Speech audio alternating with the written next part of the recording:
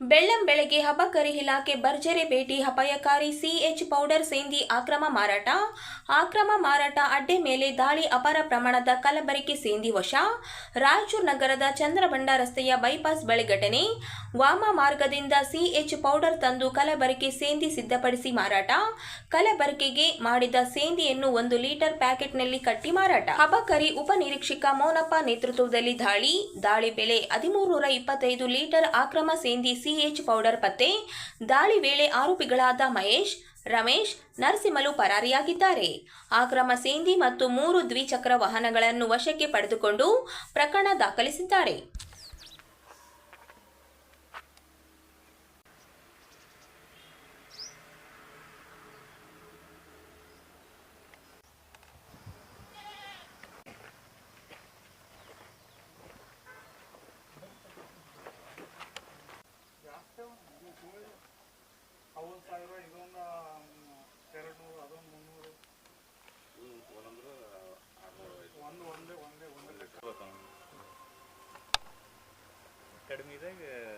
ನೀವು ಎಲ್ಲರೂ ಒಂದೊಂದು ಪಾಕೆಟ್ ಹಿಡ್ಕೊರೋ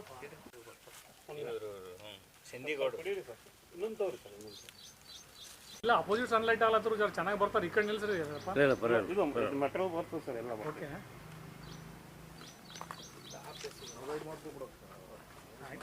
ಒಂದು ನಿಮಿಷ ಸರ್, ಒಂದು ನಿಮಿಷ ಇರುತ್ತೆ.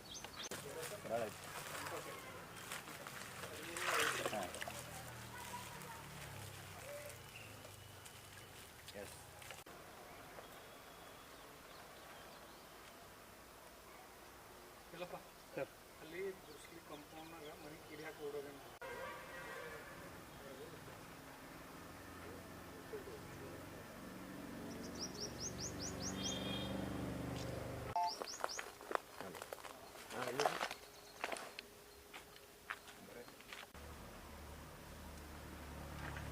ಅದೇನು ಸಿಗ್ತದ ಲೋಕಲ್ ಮತ್ತು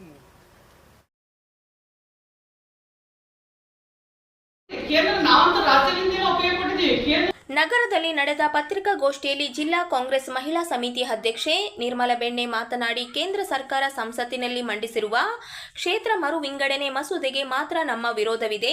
ಮಹಿಳಾ ಮೀಸಲಾತಿಗೆ ಯಾವುದೇ ವಿರೋಧವಿಲ್ಲವೆಂದು ಶುಕ್ರವಾರ 11 ಗಂಟೆಗೆ ಸ್ಪಷ್ಟಪಡಿಸಿದರು.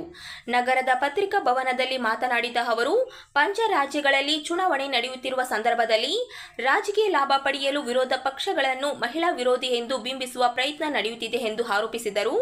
ಕಾಂಗ್ರೆಸ್ ಪಕ್ಷ ಮಹಿಳಾ ಮೀಸಲಾತಿಗೆ ಸದಾ ಬೆಂಬಲ ನೀಡಿದ್ದು 2023ರಲ್ಲಿ ಕೇಂದ್ರ ಸರ್ಕಾರ ಈ ಕುರಿತು ಕಾನೂನು ತಂದಾಗಲೂ ಕಾಂಗ್ರೆಸ್ ಬೆಂಬಲಿಸಿತು. ಆದರೆ ಮಹಿಳಾ ಮೀಸಲಾತಿ ಮತ್ತು ಕ್ಷೇತ್ರ ಮರು ವಿಂಗಡಣೆ ನಡುವೆ ಯಾವುದೇ ಸಂಬಂಧ ಇಲ್ಲ ಎಂದರು. ಈ ಸಂದರ್ಭದಲ್ಲಿ ಸುರೇಖಾ, ಪ್ರತಿಭಾ ರೆಡ್ಡಿ, ಗಾಯತ್ರಿ, ಜ್ಯೋತಿ, ಉಮಾ ಸೇರಿದಂತೆ ಅನೇಕರು ಉಪಸ್ಥಿತರಿದ್ದರು. ಮಹಿಳಾ ಕಾಂಗ್ರೆಸ್ನಿಂದ ಒಂದು ಪ್ರೆಸ್ ಮೀಟ್ ಅನ್ನು ಮಾಡ್ತಾ ಇದ್ದೀವಿ. ಉದ್ದೇಶ ಏನಂದ್ರೆ, ನಮಗೆ ಮಹಿಳಾ ಮೀಸಲಾತಿ ಬಗ್ಗೆ ನಮಗೆ ವಿರುದ್ಧ ಇಲ್ಲ. ನಮಗೆ ಇವತ್ತು ಏನು ಕ್ಷೇತ್ರ ವಿಂಗಡಣೆ ಏನು ಮಾಡ್ತಾ ಇದ್ದಾರೆ ಅದರ ಬಗ್ಗೆ ಮಾತ್ರ ನಮಗೆ ಒಂದು ವಿರೋಧ ಇದೆ. ಮಹಿಳಾ ಮೀಸಲಾತಿ ಅಂದ್ರೆ ಎಲ್ಲರೂ ನಾವು ಖುಷಿ ಪಡ್ತೀವಿ, ಯಾಕಂದ್ರೆ ನಮಗೂ ಕೂಡ ಒಂದು ಆಕಾಂಕ್ಷೆ ಇರ್ತದೆ, ಆಸೆ ಇರ್ತದೆ, ಅದ್ರ ಬಗ್ಗೆ ನಾವು ಖುಷಿ ಪಡ್ತೀವಿ. ಆದ್ರೆ ನರೇಂದ್ರ ಮೋದಿ ಅವರು ಮಾಡುವಂತ ಅತಾಹುತಿಯಲ್ಲಿ ಈ ಒಂದು ಮೀಟಿಂಗ್ ಅನ್ನು ಕೂಡ ಕರೀಲಿಲ್ಲ ಸಭೆಯಲ್ಲಿ, ಲೋಕಸಭೆಯಲ್ಲಿ. ನಿನ್ನೆ ಕೂಡ ನಮ್ಮ MP ಅವರು ಕೂಡ ಮಾಡಿದ್ರು ಮೀಟಿಂಗ್. ನಿಮ್ಮನ್ನೆಲ್ಲ ಅಲ್ಲಿ ಕೂಡ ಪತ್ರಿಕೆ ಮಾಧ್ಯಮದವರೆಲ್ಲ ನೀವು ಬಂದಿದ್ರಿ ಗೊತ್ತು. ಅದ್ರ ಜೊತೆಯಲ್ಲಿ ಇವತ್ತು ಏನಾಗಿದೆ ಅಂದ್ರೆ, ಅವರು ಒಂದು ಹಿಟ್ಲ ರಾಜಕೀಯ, ತಾವು ಯಾವುದೇ ಒಂದು ಕಾರ್ಯಕ್ರಮ ಮಾಡ್ಬೇಕಾದ್ರೆ, ಯಾವುದೇ ಒಂದು ನಾವು ಸಂಭ್ರಮ ಮಾಡ್ಬೇಕಾದ್ರೆ ಒಂದು ಬೇಕು ಎಲ್ಲರನ್ನ ಕರೆದು ಮೀಟಿಂಗ್ ಮಾಡಿ ಇದನ್ನ ನಾವು ಪಾಸ್ ಮಾಡ್ತಾ ಇದೀವಿ ಅಂತ ಹೇಳಿ ಅವ್ರನ್ನ ಒಂದು 2 ದಿನ ಮೊದಲು 3 ದಿನ ಮೊದಲು ಕರೆದು ನಾವು ಅದನ್ನೆಲ್ಲ ಮಾತಾಡಿದ ಮೇಲೆ ಒಂದು ಯಾವುದೋ ಒಂದು ರಿಸರ್ವೇಶನ್ ಪಾಸ್ ಮಾಡುವಂಥದ್ದು ಎಲ್ಲಾ ಕಡೆ ಇದೆ, ರಾಜ್ಯದಲ್ಲಿ ಇದೆ, ಕೇಂದ್ರದಲ್ಲಿ. ಆದ್ರೆ ಇವರು ತಾವು ಒಂದೇ ರೆಡಿ ಮಾಡಿಕೊಂಡು ಸೈನ್ ಮಾಡುವಂತ ನಾವು ಪೇಪರ್ನ ಅವ್ರ ಕೈಯಾಗಿ ಕೊಡೋದ್ರಲ್ಲಿ ಅರ್ಥ ಇಲ್ಲ. ಮೊದಲೇ ಯಾಕೆ ಈ ಒಂದು ಕೆಲಸ ಮಾಡಿಲ್ಲ? ಯಾಕೆ ಪಂಚರಾಜ್ಯಗಳಲ್ಲಿ ಒಂದು ಎಲೆಕ್ಷನ್ ನಡೀತಾ ಇದೆ. ಆ ಎಲೆಕ್ಷನ್ ಟೈಮ್ ಅಲ್ಲಿ ಈ ಒಂದು ಬಿಡುಗಡೆ ಮಾಡುವಂಥದ್ದು, ಮೀಸಲಾತಿಯನ್ನು ಮಾತಾಡುವಂಥದ್ದು ಅವಶ್ಯಕತೆ ಇರಲಿಲ್ಲ. ಯಾಕಂದ್ರೆ ಇದನ್ನು ಮಾಡಿದ ಮೇಲೆ ಎಲ್ಲಾ ರಾಜ್ಯಗಳಲ್ಲಿ ಎಫೆಕ್ಟ್ ಬೀಳುತ್ತದೆ. ಈ ನಮಗೇನಾದ್ರೂ ನಮ್ಮ ಮೇಲೆ ಒಂದು ಗೂಬೆ ಕೊಡಿಸುವಂತ ಕೆಲಸವನ್ನ ನರೇಂದ್ರ ಮೋದಿ ಅವರು ಮಾಡ್ತಾ ಇದ್ದಾರೆ. ಅದಕ್ಕೆ ಮುಖಭಂಗ ಕೂಡ ಆಗಿದೆ ಅಂತ ಹೇಳಿ ನಾನು ಹೇಳಕ್ ಇಷ್ಟಪಡ್ತೀನಿ. ಯಾಕಂದ್ರೆ ಎಲ್ಲರೂ ಖುಷಿ ಪಡ್ತಿದ್ವಿ, ಮಹಿಳಾ ಮೀಸಲಾತಿ ಬಗ್ಗೆ ಯಾರು ವಿರುದ್ಧ ಮಾಡ್ತಾ ಇಲ್ಲ.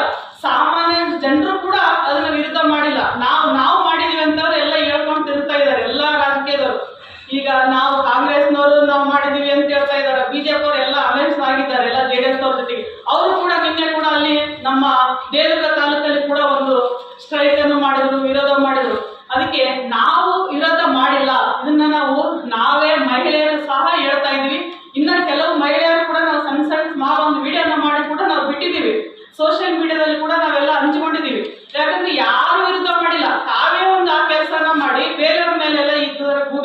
ಕೆಲಸ ನರೇಂದ್ರ ಮೋದಿ ಅವರು ಮಾಡ್ತಾ ಇದ್ದಾರೆ.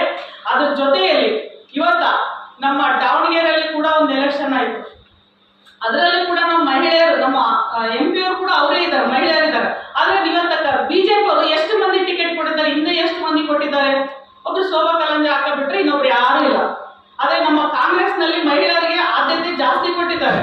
ಉಮಾಶ್ರೀ ಮೇಡಮ್ ಅವರಾಗಿರ್ಬೋದು, ಲಕ್ಷ್ಮಿ ಹೆಬ್ಬಾಳ್ಕರ್ ಮೇಡಮ್ ಆಗಿರ್ಬೋದು, ನಾಗವೇಣಿ ಚೌಧರಿ ಆಗಿರ್ಬೋದು, ನಯನಾ ಮೋಟಮ್ ಅವರಾಗಿರ್ಬೋದು, ಇನ್ನ ಬಹಳಷ್ಟು ಜನ ಇದ್ದಾರೆ, ಶಿಲ್ಪಾಕಾರಿ ಆಗಿರ್ಬೋದು, ಬಹಳಷ್ಟು ನಮ್ಮಲ್ಲಿ ಮಹಿಳೆಯರಿಗೆ ಆದ್ಯತೆ ನಾವು ಕಾಂಗ್ರೆಸ್ ನಲ್ಲಿ ಜಾಸ್ತಿನೇ ಕೊಟ್ಟಿದ್ದೀವಿ, ರಾಜ್ಯದಲ್ಲಿ ಕೊಟ್ಟಿದ್ದೀವಿ, ಆದ್ರೆ ಕೇಂದ್ರದಲ್ಲಿ ಕೂಡ ನಾವು ಕೊಟ್ಟಿದ್ದೀವಿ. ಆದ್ರೆ ನರೇಂದ್ರ ಮೋದಿ ಅವರು ಎಷ್ಟು ಜನಕ್ಕೆ ಮಹಿಳೆಯರಿಗೆ ಮೀಸಲಾತಿಯನ್ನ ಕೇಂದ್ರದಿಂದ ಕೊಟ್ಟಿದ್ರು? ಹೌದಾ? ಯಾರಲ್ಲಿದ್ದಾರೆ ಇವತ್ತು ಸದಸ್ಯರು, ಲೋಕಸಭೆ ಸದಸ್ಯರಲ್ಲಿ ಯಾರಿದ್ದಾರೆ ಮಹಿಳೆಯರು? ನಮ್ಮವರನ್ನ ಒಂದು 4-5 ಜನ ಇದ್ರು ಮಹಿಳೆಯರು. ಆದ್ರೆ ನರೇಂದ್ರ ಮೋದಿ ಅವರು ಕಾಂಗ್ರೆಸ್ ಮೇಲೆ ಗೂಬೆ ಕೂಡಿಸುವಂತ ಕೆಲಸ ಮಾಡಬೇಡ ಅಂತ ಹೇಳಿ ನಾವು ಈ ಮೂಲಕ ಹೇಳಕ್ ಇಷ್ಟ. ಉಮಾಶ್ರೀ ಹುಡುಕಿನ ಶೋಭಾ ಕರಂದ್ಲಾಜೆ ಹೇಳಿದ್ರಲ್ಲ ಸರ್, ಗ್ರೌಂಡ್ ಲೆವೆಲ್ ಇಂದ ಹೋದ್ರೆ ನಾವು ಕಾಣಿಸ್ಬೇಕು, ಅವ್ರಿಗೆ ನಾವು ಆ ತರ ದುಡಿಬೇಕು. ನಮ್ಮ ಪಕ್ಷ ದುಡಿದವ್ರಿಗೆ ಮೋಸ ಅಂತ ಆಗಿಲ್ಲ, ನಾವು ಕಾಣಿಸ್ಬೇಕು. ಇನ್ನು ನಾವು ಗ್ರೌಂಡ್ ಲೆವೆಲ್ ಇದೀವಿ, ನಾವು ಆ ಲೆವೆಲ್ ಹೋದ್ರೆ ನಾವು ಆ ಲೆವೆಲ್ ಊರಿ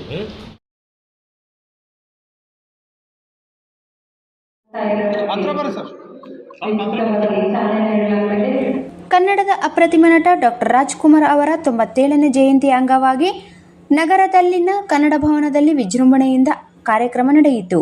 ಈ ಸಂದರ್ಭದಲ್ಲಿ ತಹಸೀಲ್ದಾರ್ ಸುರೇಶ್ ವರ್ಮಾ ಮಾತನಾಡಿ, ಡಾಕ್ಟರ್ ರಾಜ್ಕುಮಾರ್ ಅವರ ಸರಳತೆ, ನಿಷ್ಠೆ ಮತ್ತು ಪ್ರಾಮಾಣಿಕತೆ ಪ್ರತಿಯೊಬ್ಬರೂ ತಮ್ಮ ಜೀವನದಲ್ಲಿ ಅಳವಡಿಸಿಕೊಳ್ಳಬೇಕು ಎಂದರು.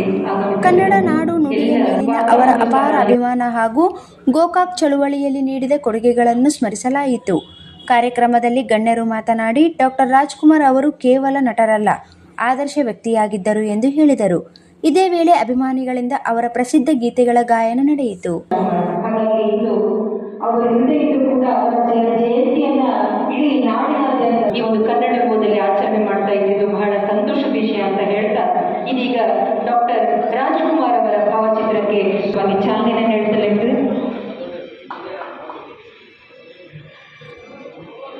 ಜೂನಿಯರ್ ರಾಜ್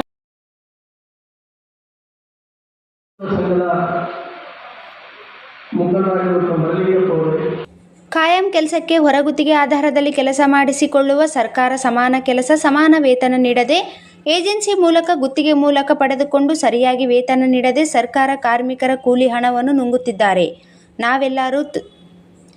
ನಾವೆಲ್ಲರೂ ತೊಡೆತಟ್ಟಿ ಸರ್ಕಾರವನ್ನು ಎಚ್ಚರಿಸುವ ಕೆಲಸ ಮಾಡಬೇಕು ಎಂದು TUCIನ ರಾಷ್ಟ್ರೀಯ ಕಾರ್ಯದರ್ಶಿ ಆರ್ ಮಾನಸಯ್ಯ ಹೇಳಿದರು. ಅವರಿಂದು ನಗರದ ಪಂಡಿತ್ ಸಿದ್ದರಾಮ ಜಂಬಲ್ದಿನ್ನಿ ರಂಗಮಂದಿರದಲ್ಲಿ TUCI ನೇತೃತ್ವದಲ್ಲಿ ಆಯೋಜಿಸಿದ್ದ ಜಿಲ್ಲಾ ಗುತ್ತಿಗೆ ಕಾರ್ಮಿಕರ ಸಮಾವೇಶದಲ್ಲಿ ಮಾತನಾಡಿದರು. ರಾಜ್ಯದ ಎಲ್ಲ ಇಲಾಖೆಗಳಲ್ಲಿ ಕೆಲಸ ಮಾಡುತ್ತಿರುವ ಹೊರಗುತ್ತಿಗೆ ಕಾರ್ಮಿಕರನ್ನು ಕಾಯಂಗೊಳಿಸಿ, ಇಲ್ಲದಿದ್ದರೆ ಸಮಾನ ಕೆಲಸಕ್ಕೆ ಸಮಾನ ವೇತನ ನೀಡಬೇಕೆಂಬುದು ಸಮಾವೇಶದ ಉದ್ದೇಶವಾಗಿದೆ ಎಂದು ತಿಳಿಸಿದರು. ಇವತ್ತು ಜಿಲ್ಲಾ ಮಟ್ಟದಲ್ಲಿ ಸಮಾವೇಶ ಮಾಡಬೇಕು ಅಲ್ಲಿ ಕೂಡ ಫಿಕ್ಸ್ ಮಾಡ್ತೀವಿ. ನಮ್ಮ ಜಿಲ್ಲಾ ಸಮಿತಿ ಸಭೆಯಲ್ಲಿ ಲಿಂಕ್ಸ್ಗೂಡಲ್ಲಿ ನಡೆದಿರುವಂಥ TUCIನ ಜಿಲ್ಲಾ ಸಮಿತಿ ಸಭೆಯಲ್ಲಿ ಎಪ್ಪದೇ ಹೋಗೋದ್ರಿಂದ ನಮಗೆ ಇವತ್ತು ದಿನ ಈ ಒಂದು ಸಮಾವೇಶ ನಡೆಸಲಿಕ್ಕೆ ಅನುಕೂಲ ಆಗಿದೆ. ಈ ಒಂದು ಸಮಾವೇಶ ಯಾಕೆ ಮಾಡಬೇಕು ಅಂತ ಪ್ರಶ್ನೆ ನಮ್ಮ ಮುಂದೆ ಭಾಳ ಗಂಭೀರವಾಗಿದೆ. ಯಾಕೆ ಸೇರಿಸಬೇಕು? ಸಂಘಟನೆಗಳು, ಮುಖಂಡರು, ಕಾರ್ಮಿಕರಿದ್ದಾರೆ, ಏಕವಾಗಿ ಮಾಡ್ತಿದ್ದಾರೆ. ಒಂದು ಯೂನಿಯನು, ಒಂದು ಸೆಕ್ಟರ್ ಅಥವಾ ಒಂದು ವೃತ್ತಿ, ಹಿಂಗೆ ಒಂದೊಂದು ತುಂಡಾಗಿ ಸಂಘಗಳಿದ್ದಾವೆ. ನಮ್ಮ ಜಿಲ್ಲೆಯಲ್ಲಿರುವ, ರಾಜ್ಯದಲ್ಲಿರುವ, ದೇಶದಲ್ಲಿರುವ ಅಥವಾ ಒಂದೊಂದು ವೃತ್ತಿ ಕಾರ್ಮಿಕ ಸಂಘಟನೆ, ಅದರ ಕಾಯಂ ಆಗಿರ್ಬೋದು, ಸಮಾನ ದುಡಿಮೆ ಸಮಾನ ವ್ಯಕ್ತಿಯಾಗಿ ಹೋರಾಟ ಮಾಡ್ತಾನೆ. ನಡಲಿ ಹೋರಾಟ ನಡಲಿ. ಅದು 100 ಮಂದಿನೋ, 200 ಮಂದಿನೋ, 500 ಮಂದಿನೋ ಬಿಡಿ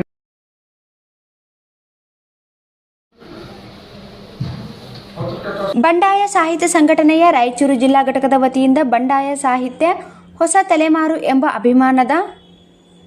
ಅಭಿಯಾನದ ಅಂಗವಾಗಿ ಏಪ್ರಿಲ್ 26ರಂದು ಭಾನುವಾರ ಬೆಳಗ್ಗೆ 10:30 ನಗರದ ಕನ್ನಡ ಭವನದಲ್ಲಿ ಒಂದು ದಿನದ ವಿಚಾರ ಸಂಕಿರಣ ಹಾಗೂ ಕವಿಗೋಷ್ಠಿ ಹಮ್ಮಿಕೊಳ್ಳಲಾಗಿದೆ ಎಂದು ಸಂಚಾಲಕರಾದ ಶ್ರೀನಿವಾಸ್ ಮರಡೆ ಹಾಗೂ ಪ್ರವೀಣ್ ರೆಡ್ಡಿ ಗುಂಜಳ್ಳಿ ಶುಕ್ರವಾರ 10:45 ತಿಳಿಸಿದರು.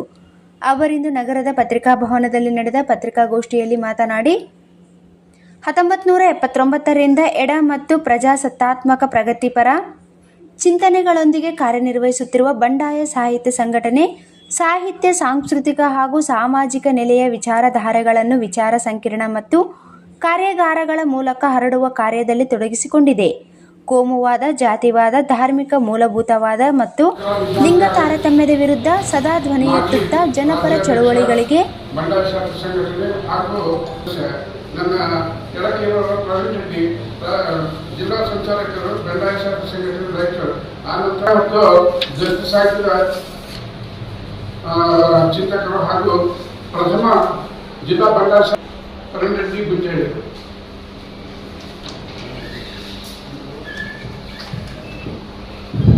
ಎಲ್ಲರಿಗೂ ನಮಸ್ಕಾರ. ಬಂಡಾಯ ಸಾಹಿತ್ಯ ಸಂಘಟನೆ ರಾಜ್ಯಾದ್ಯಂತ ಹೊಸ ತಲೆಮಾರು ಅನ್ನೋ ವಿಷಯ ಇಟ್ಕೊಂಡು ಕಾರ್ಯಕ್ರಮಗಳನ್ನು ಮಾಡ್ತಾ ಇದೆ. ಇದಕ್ಕೆಲ್ಲ ಬರಗೂರು ರಾಮಚಂದ್ರಪ್ಪ ಅವರ ಆಶಯದೊಂದಿಗೆ ಈ ಕಾರ್ಯಕ್ರಮಗಳನ್ನ ಕರ್ನಾಟಕದಾದ್ಯಂತ ಮಾಡಲಾಗ್ತಾ ಇದೆ. ಬಂಡಾಯ ಸಾಹಿತ್ಯ ಸಂಘಟನೆ ಎಲ್ಲರಿಗೂ ತಿಳಿದಿರುವಂತೆ 1979ರಿಂದ ಪ್ರಾರಂಭ ಆಗ್ತದೆ. ಎಡ ಮತ್ತು ಪ್ರಜಾಸತ್ತಾತ್ಮಕ ಪ್ರಗತಿಪರ ವಿಚಾರಧಾರೆಯ ಎಲ್ಲವನ್ನೂ ಒಳಗೊಂಡಂತಹ ಚಳುವಳಿಯ ಸಂಗಾತಿಯಾಗಿ ಕೆಲಸ ಮಾಡ್ತಾ ಬಂದಿರೋದು ಎಲ್ಲರಿಗೂ ಗೊತ್ತಿರುವಂತಹ ವಿಷಯ. ಸಾಹಿತ್ಯಿಕ, ಸಾಂಸ್ಕೃತಿಕ, ಸಾಮಾಜಿಕ ನೆಲೆಯ ಪ್ರಗತಿಪರ ವಿಚಾರಧಾರೆಗಳನ್ನ ವಿಚಾರ ಸಂಕಿರಣ, ಕಾರ್ಯಾಗಾರಗಳ ಮೂಲಕ, ಕಾರ್ಯಕ್ರಮಗಳ ಮೂಲಕ ವಿತರಿಸ್ತಾ ಬಂದಿದೆ. ಎಲ್ಲ ಜನಪರ ಚಳವಳಿಗಳ ಆಶಯಗಳಿಗೆ ಬೆಂಬಲ ಸೂಚಿಸ್ತಾ, ಭಾಗವಹಿಸ್ತಾ, ಪ್ರಗತಿಪರ ಪರಂಪರೆಯ ಪ್ರಜ್ಞೆ ಮತ್ತು ಸಮಕಾಲೀನ ಪ್ರಜ್ಞೆಗಳನ್ನು ಬೆಳೆಸುತ್ತಾ ಕೋಮುವಾದ, ಜಾತಿವಾದ, ಧಾರ್ಮಿಕ ಮೂಲಭೂತವಾದ, ಲಿಂಗ ತಾರತಮ್ಯ ಇಂಥವುಗಳ ವಿರುದ್ಧ ಧ್ವನಿ ಎತ್ತುತ್ತಾ ಬಂದಿರೋದು ಎಲ್ಲರಿಗೂ ಗೊತ್ತಿರುವಂತಹ ವಿಷಯ. ಈ ವರ್ಷ ವಿಶೇಷವಾಗಿ ಬಂಡಾಯ ಸಾಹಿತ್ಯ ಹೊಸ ತಲೆಮಾರು ಎನ್ನುವ ಅಭಿಯಾನದ ಮೂಲಕ ರಾಜ್ಯದ ವಿವಿಧೆಡೆ ಪ್ರಗತಿಪರ ವಿಚಾರಧಾರೆಯ ವಿವಿಧ ವಸ್ತು ವಿಷಯಗಳನ್ನು ಒಳಗೊಂಡಂತಹ ಕಾರ್ಯಕ್ರಮಗಳನ್ನು ನಡೆಸೋದಕ್ಕೆ ಮುಂದಾಗಿದೆ. ಹೊಸ ತಲೆಮಾರಿನವರಿಗೆ ಸಮಕಾಲೀನ ಸಂದರ್ಭದ ಸಾಮಾಜಿಕ, ಸಾಂಸ್ಕೃತಿಕ ಇವುಗಳ ಸಮಸ್ಯೆ ಮತ್ತು ಸವಾಲುಗಳ ಬಗ್ಗೆ ಅರಿವು ಮೂಡಿಸೋದಕ್ಕಾಗಿ ಹೊಸ ತಲೆಮಾರಿನವರನ್ನ ಹೆಚ್ಚು ತೊಡಗಿಸಿಕೊಳ್ಬೇಕು ಅನ್ನೋದು ಬಂಡಾಯ ಸಾಹಿತ್ಯ ಸಂಘಟನೆಯ ಮುಖ್ಯ ಆಶಯ ಆಗಿದೆ.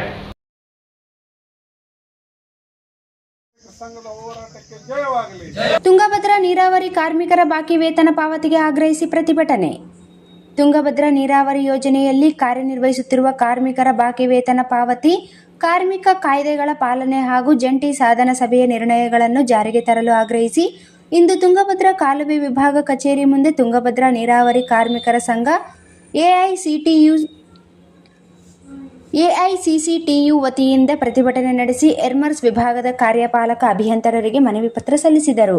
ಪ್ರತಿಭಟನೆ ಉದ್ದೇಶಿಸಿ ತುಂಗಭದ್ರಾ ನೀರಾವರಿ ಕಾರ್ಮಿಕ ಸಂಘದ ಕೇಂದ್ರ ಸಮಿತಿಯ ಅಧ್ಯಕ್ಷ ಕೆ. ನಾಗಲಿಂಗಸ್ವಾಮಿ ಮಾತನಾಡಿ, ಹಲವು ತಿಂಗಳುಗಳಿಂದ ಕಾರ್ಮಿಕರಿಗೆ ವೇತನ ಪಾವತಿಯಾಗದೇ ಇರುವುದರಿಂದ ಕುಟುಂಬ ನಿರ್ವಹಣೆ, ಮಕ್ಕಳ ಶಿಕ್ಷಣ ಮತ್ತು ಆರೋಗ್ಯದ ಖರ್ಚುಗಳನ್ನು ಭರಿಸುವುದು ಕಷ್ಟಕರವಾಗಿದೆ. ಜನವರಿ, ಫೆಬ್ರವರಿ ಮತ್ತು ಮಾರ್ಚ್, ಏಪ್ರಿಲ್ ತಿಂಗಳ ವೇತನ ಬಾಕಿ ಉಳಿದಿದ್ದು ಕಾರ್ಮಿಕರು ಸಾಲದ ಬಾಧೆಗೆ ಒಳಗಾಗುತ್ತಿದ್ದಾರೆ ಎಂದು ಅವರು ತಿಳಿಸಿದ್ದಾರೆ. ತುಂಗಭದ್ರಾ ನೀರಾವರಿ ಕಾರ್ಮಿಕರ ಸಂಘದ ನೇತೃತ್ವದಲ್ಲಿ ಇಂದು ವೇತನ ಪಾವತಿಗೆ ಆಗ್ರಹಿಸಿ, ಯಾಕಂದರೆ ಕಳೆದ ನವೆಂಬರ್, ಡಿಸೆಂಬರ್ನಿಂದ ಇಲ್ಲಿವರೆಗೂ ಕೂಡ ಕೆಲವು ಕಡೆಗೆ ವೇತನ ಪಾವತಿ ಮಾಡಿದ್ದು ಬಿಟ್ಟರೆ ಇನ್ನೂ ಕೆಲವು ಕಡೆ ವರ್ಷಗಟ್ಟಲೆ ವೇತನ ಪಾವತಿ ಮಾಡ್ತಾ ಇರೋದು ಇವತ್ತು ಕಾಂಗ್ರೆಸ್ ಸರ್ಕಾರದ ಗ್ಯಾರಂಟಿ ಯೋಜನೆಯಲ್ಲಿ ಒಂದಾಗಿದೆ. ಇವತ್ತು ನಮಗೆ ಗ್ಯಾರಂಟಿ ಯೋಜನೆಗಳನ್ನು ಜಾರಿಗೆ ತರುವ ಮೂಲಕ ಕಾರ್ಮಿಕರಿಗೆ ಉದ್ಯೋಗದ ಗ್ಯಾರಂಟಿ ಇಲ್ಲದಂತಾಗಿದೆ. ಇವತ್ತು ಕಾರ್ಮಿಕರಿಗೆ ವೇತನದ ಗ್ಯಾರಂಟಿ ಇಲ್ಲದಂತಾಗಿದೆ. ಇವತ್ತು ಕಾರ್ಮಿಕರಿಗೆ ಉದ್ಯೋಗದ ಭದ್ರತೆ ಇವತ್ತು ಹೋಗ್ತಾ ಇದೆ. ಇವತ್ತು ಆ ಕಾರಣಕ್ಕಾಗಿ ನಾವು ಸಿದ್ದರಾಮಯ್ಯನವ್ರ ಸರ್ಕಾರನ ಒತ್ತಾಯ ಮಾಡೋದಿಷ್ಟೇ, ಈ ಹಿಂದೆ ನಮಗೆ ತುಂಗಭದ್ರಾ ಕಾರ್ಮಿಕರಿಗೆ ಯಾವ ಥರ ವರ್ಷ ಪೂರ್ತಿ ಕೆಲಸ ಕೊಟ್ಟಿದ್ರು, ಗುತ್ತೇದಾರಿ ಕೊಡೋ ಕೆಲಸನ ಬಿಟ್ಟು ಕಾರ್ಮಿಕರಿಗೆ ಕೆಲಸನ ಕೊಡಬೇಕು ಅಂತೇಳಿ ಇವತ್ತು ಹೋರಾಟದ ಮೂಲಕ ಒತ್ತಾಯ ಮಾಡ್ತಾ ಇದ್ದೀವಿ. RDS ಗಿಲ್ಲೆ ಸೂಗೂರು ಉಪವಿಭಾಗದಲ್ಲಿ ಕಳೆದ 1 ವರ್ಷದಿಂದ ವೇತನ ಪಾವತಿ ಮಾಡಿಲ್ಲ.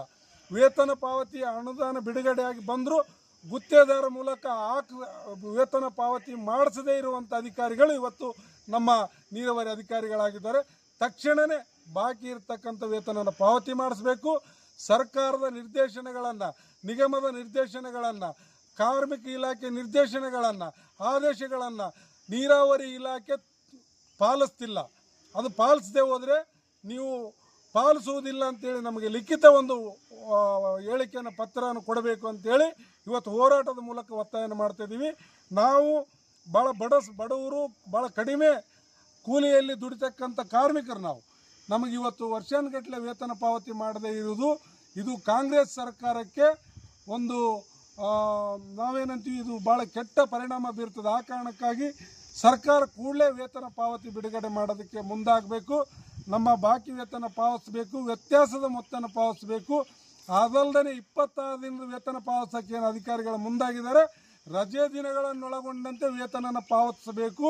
ಜೊತೆಗೆ ಇಲ್ಲಿವರೆಗೂ ನಮಗೇನು ಉದ್ಯೋಗದ ಭದ್ರತೆ ಕೊಡ್ರಿ ಅಂತೇಳಿ ಸರ್ಕಾರ, ಕಾರ್ಮಿಕ ಇಲಾಖೆ, ಕಾರ್ಮಿಕ ಆಯುಕ್ತರು, ನ್ಯಾಯಾಲಯ ಏನು ಹೇಳಿದೆ ಅದರ ಪ್ರಕಾರ ತುಂಗಭದ್ರಾ ನೀರಾವರಿ ಕೇಂದ್ರ ವಲಯ ಮುನಿರಾಬಾದ್ ವ್ಯಾಪ್ತಿ ಎಲ್ಲ ಅಧಿಕಾರಿಗಳು ಆ ಒಂದು ಆದೇಶಗಳನ್ನು, ನಿರ್ದೇಶನಗಳನ್ನು ಪಾಲನೆ ಮಾಡಬೇಕು ಅಂತೇಳಿ ಈ ಸಂದರ್ಭದಲ್ಲಿ ನಾವು ಪ್ರತಿಭಟನಾ ಹೋರಾಟದ ಮೂಲಕ ಸರ್ಕಾರಕ್ಕೆ ಒತ್ತಾಯ ಮಾಡ್ತಾ ಇದ್ದೀವಿ.